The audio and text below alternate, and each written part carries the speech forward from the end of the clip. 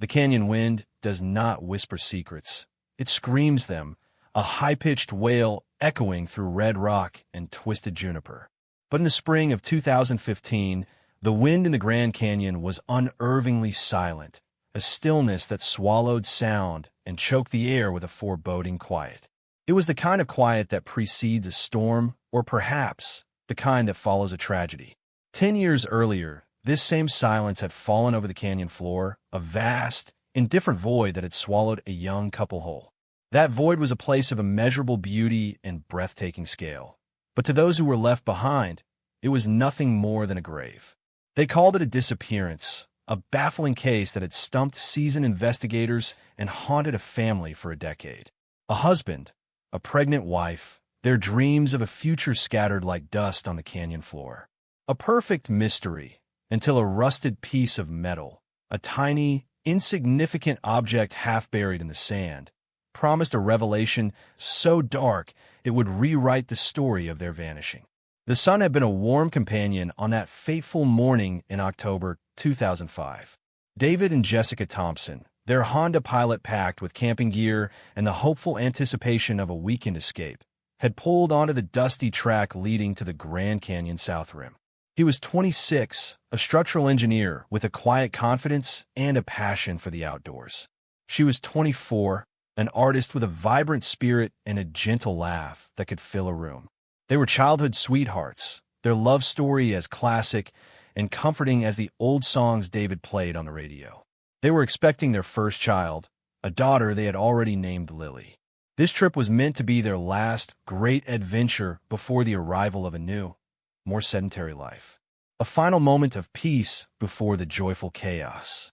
Their last known photograph shows them standing on the rim, a panorama of impossible grandeur behind them, his arm wrapped around her waist, her hand resting on her swollen belly. They are smiling, a pure, uncomplicated happiness etched on their faces, completely unaware of the chasm that lay before them in more ways than one. The initial hours of the investigation were frantic, a blur of hopeful assumptions and growing dread. When the couple failed to return on Sunday night, their families had made a few calls, dismissing the delay as a simple mishap, a flat tire, a wrong turn. But by Tuesday, a grim certainty had set in. Their campsite, a remote, permit-only spot near Havasupai Point, was untouched.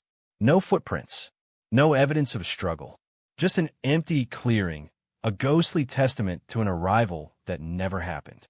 The first search parties, a mix of park rangers and local law enforcement, scoured the area. Helicopters crisscrossed the sky, their rotors a distant thrum against the vast silence. They focused on the most logical scenarios, a hiking accident, a fall from a precipice, a flash flood. But the terrain revealed nothing. The search was a grueling, physically demanding effort, a race against time and the unforgiving elements. It was also an exercise in frustration. The Grand Canyon is not a landscape. It is a force of nature, an ancient, eroded labyrinth that can swallow a person whole without leaving a trace. The search teams found no sign of the Thompsons, their car, or their camping equipment. It was as if they had simply ceased to exist, an impossible vanishing act in a place where every rock, every grain of sand, seemed to have a story to tell. The case of the missing couple quickly became a national news story, a human tragedy against an iconic backdrop. The mystery captivated the public imagination. Theories ran wild, from a planned disappearance to a violent abduction. Investigators, however, were grounded in the cold, hard reality of the facts, or the lack thereof. The couple had no known enemies, no financial troubles, no history of conflict. The phone records showed their last call was to David's mother, a brief, cheerful conversation from the South Rim. They were excited, happy. The final transmission from their cell phone, a garbled signal, placed them deep inside the park's boundary. From that point on, a silence descended, a digital echo of the canyon's own profound quiet. The investigative team, a small, dedicated group of agents from the National Park Service and the FBI, was forced to confront the impossible. How could a car, a trailer, and two people simply disappear? There are no skid marks, no broken tree branches, no signs of a struggle. Nothing. The team pored over satellite imagery, combed through hundreds of miles of back roads, and interviewed anyone who might have seen them. But the leads were as empty as the Thompsons' campsite. The case went cold, a file gathering dust in a file cabinet, a stark testament to the finality of their vanishing. For 10 years, the families of David and Jessica lived in a state of suspended grief. They held on to the faintest sliver of hope, a fragile belief that their loved ones might still be out there, somewhere, waiting to be found. They organized their own search parties, funded private investigators, and kept the story alive in local news outlets. The Grand Canyon, once a symbol of natural wonder, became a painful, haunting monument to their loss. The passage of time was both a cruel and a merciful thing. It dulled the sharp edges of their pain, but it also chipped away at their hope, replacing it with a slow, creeping resignation. The world moved on. New mysteries captured the public's attention. But for the Thompsons and the Millers, Jessica's maiden name, the Grand Canyon, was a perpetual open wound. Their lives were defined by the absence of two people, a blank space where a future should have been.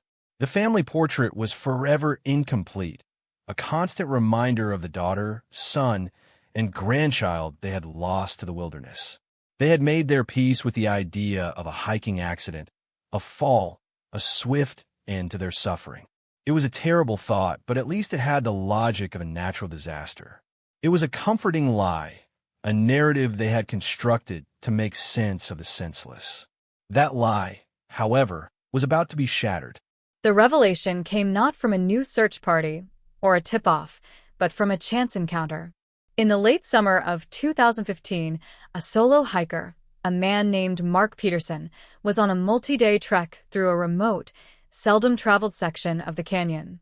He was an experienced outdoorsman, a meticulous planner who had been to the Grand Canyon many times. He was following an old, faint trail that was not on any of the official park maps, a path used by local hunters and experienced trekkers. The trail was narrow and overgrown, a ribbon of compacted earth winding between scrub brush and gnarled trees. At a point where the trail widened into a small, sandy clearing, he stopped to rest. He unshouldered his pack and leaned against a boulder, pulling a water bottle from a side pocket. It was then that he saw it. Half buried in the sand, glinting in the midday sun, was a small piece of metal. It was rusted and pitted, its original color lost to the elements. He stooped down, brushing away the sand with his fingertips. The object was a car antenna, a small, black, plastic-coated wire, broken off at the base. It was a strange place for such a thing, far from any road or parking lot. A flicker of curiosity, a puzzle to be solved. He tucked it into his pocket, a small souvenir from a lonely trail. It would be weeks before he thought of it again. Mark's curiosity lingered, a quiet, persistent itch. When he returned home, he began to do a little research. He posted a picture of the antenna on an online forum for hikers and Grand Canyon enthusiasts. Within an hour, a retired park ranger recognized it. He had seen similar objects before, pieces of equipment from old, abandoned cars. But the location Mark described was a puzzle. There was no reason for a car to be there. The ranger, a man with a long memory for the canyon's secrets, sent a message to the National Park Service. It was a long shot, a piece of a forgotten puzzle. The message landed on the desk of Agent Thomas Reed, a man who had been part of the original investigation. He had never forgotten the Thompson case. The image of the young couple on the rim, full of life and promise, had haunted him for a decade. He looked at the picture of the rusted antenna, a small, insignificant object. He opened the old file, its pages yellowed with time, and looked at a grainy photograph of the Thompsons' Honda Pilot. The small, black antenna on the car's roof was identical. A shiver ran down his spine. The location of the find was a 5-hour hike from the nearest road, a remote, inaccessible point on the canyon floor. The narrative of a simple accident began to crumble. This was not a place for a car to be. This was not a place for a car to fall. This was a place for a car to be hidden. A darker, more sinister line of inquiry was about to open. The discovery of the antenna set in motion a chain of events that would forever alter the Thompson case. Agent Reed assembled a new team, a group of specialists with backgrounds in forensic archaeology and remote sensing. This was no longer a search and rescue mission, it was a crime scene investigation. The team made the difficult journey to the location, a physically grueling trek that took them deep into the canyon's belly. They were looking for not just the car, but for any sign of a grave. The terrain was rugged, a jumble of boulders, dry washes, and dense scrub brush. The initial search was frustrating. The antenna was a single, solitary clue, a breadcrumb without a trail. The team used ground-penetrating radar, thermal imaging, and a fleet of drones, their tiny eyes scanning the landscape from above. After 3 days of painstaking work, the drones picked up a faint anomaly, a rectangular shape buried beneath a thick layer of sand and small rocks. It was a shallow depression, a disturbance in the natural landscape that had gone unnoticed for a decade. The team began to dig, carefully, meticulously, as if excavating a long-lost civilization. The work was slow, methodical, a grim, silent process. The sound of shovels scraping against rock and dirt was the only thing that broke the canyon's profound quiet. The first thing they found was a rusted piece of metal, a license plate. The plate was caked in dirt, but the numbers were still legible. L42R7G. It was the license plate of the Thompsons' Honda Pilot. A wave of somber certainty washed over the team. The impossible had happened. The car was here. But how? The second discovery was even more shocking. The car was not a wreck. It was not at the bottom of a ravine. It was intact, buried deliberately, almost ceremonially, in a shallow grave. The team exposed the roof of the car, its metallic sheen dulled by a decade of dust. It was a pristine, almost eerie sight. The windows were intact. The doors were locked. The car had been placed there, driven off-road, and into the shallow depression. The tires had been deflated, the wheel wells filled with rocks, to prevent it from being moved. This was not a natural disaster. This was a crime. The initial narrative of a tragic accident was shattered, replaced by a cold, unsettling truth. The couple had not vanished, they had been taken. The discovery of the car opened a new, darker line of inquiry. The Thompson case was no longer a mystery, it was a murder investigation. The emotional weight of the discovery was immense. The families had held on to the belief of an accident, a quick and painless end. The truth was far more horrifying. They had been taken, held, and presumably killed. The Thompsons' loved ones were hit by a fresh wave of grief, a profound sadness mixed with a righteous, burning anger. They had been lied to, not by the investigators, but by the very narrative of their loved one's disappearance. The Grand Canyon was not a beautiful, indifferent force of nature. It was a silent accomplice to a heinous crime.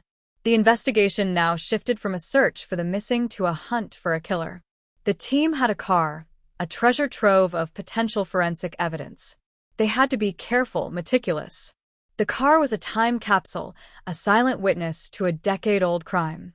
They erected a large tent over the site, protecting the car from the elements, and began the painstaking process of removing it from its earthen grave. The work was slow and deliberate, a testament to the gravity of the moment. Every piece of dirt was a potential clue, every rock a silent witness. The car was carefully winched out of the depression and loaded onto a special transport truck. It was a morbid procession, a ghost of a family's journey, making its way out of the canyon and into the cold light of forensic analysis. The Honda Pilot, once a symbol of adventure and hope, was now a sealed vault of secrets. It was taken to a secure FBI lab, where a team of forensic experts began to process it. The initial findings were grim. The passenger side door handle showed signs of forced entry. A small, shallow dent, a pry mark. The lock had been tampered with. Inside, the car was a picture of perfect, unsettling calm. The camping gear was neatly packed. The radio was tuned to a classic rock station, a faint echo of David's musical taste. A single, faded photograph was on the dashboard, a picture of David and Jessica smiling at their engagement party. It was a picture of a life that was about to be destroyed. The forensic team processed every surface, every piece of fabric, every stray hair. The results were slow in coming, but they would prove to be monumental. They found no sign of a struggle inside the vehicle. The killer had been a professional or someone with a chillingly methodical approach. The car had been cleaned, wiped down, but they had not been perfect. On the steering wheel, a single, microscopic fingerprint was found. It was a partial print, but it was enough to be run through a database. It belonged to an individual with a long and violent criminal history, a man named Arthur Finch. The name was a key, a single critical piece of information that would unlock the entire case. Arthur Finch was a man who lived in the shadows. He had a record that read like a rap sheet from a true crime novel: assault, robbery, car theft. He was a drifter, a transient, a man who had no permanent address and no stable life. He had been a suspect in a number of unsolved cases, but the evidence had never been strong enough to hold him. He had been in the Grand Canyon area in 2005, working as a seasonal handyman at a small, remote motel. He was a ghost in the system, a man who left no trace. The fingerprint from the steering wheel, a tiny, insignificant detail, was the first solid piece of evidence against him. The FBI began to build a profile of the killer, a psychological portrait based on his criminal history and the evidence from the scene.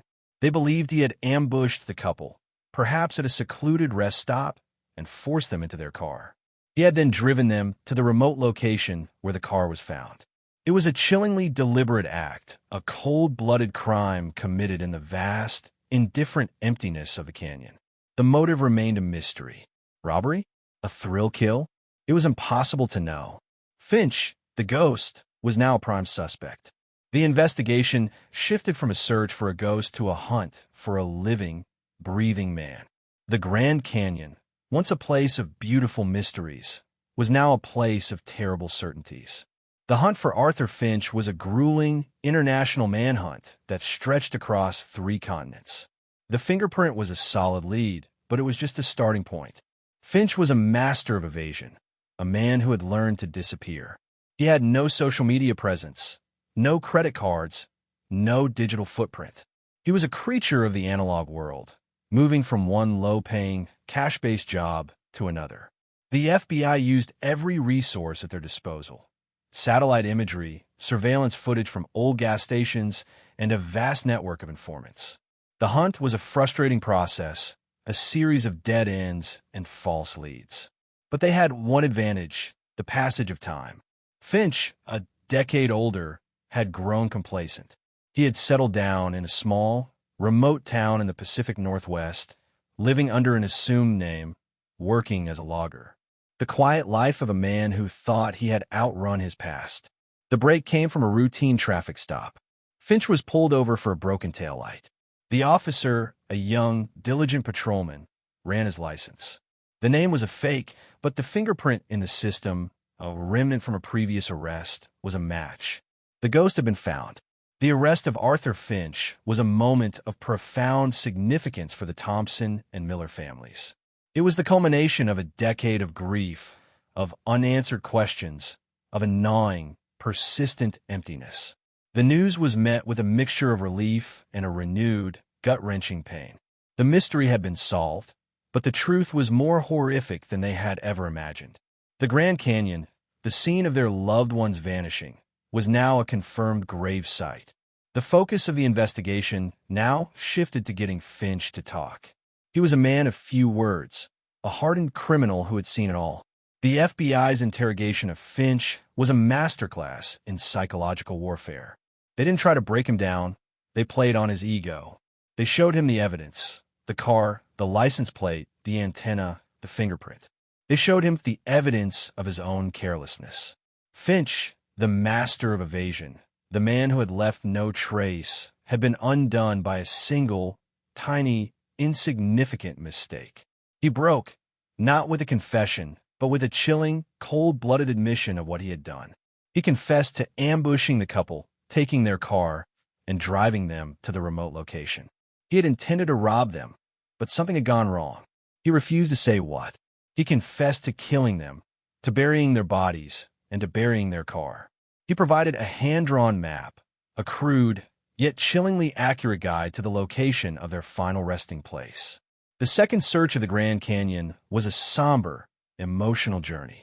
It was a different kind of search, one of profound finality. The team followed Finch's map, a grim treasure hunt that led them to a remote, rocky outcrop, a place of stunning beauty and terrible silence. It was a small cave, an almost imperceptible crevice in the canyon wall, hidden by a thick curtain of brush. Inside, buried in the sand, they found them. David and Jessica, a decade older, but still so young, their bodies preserved by the dry desert air.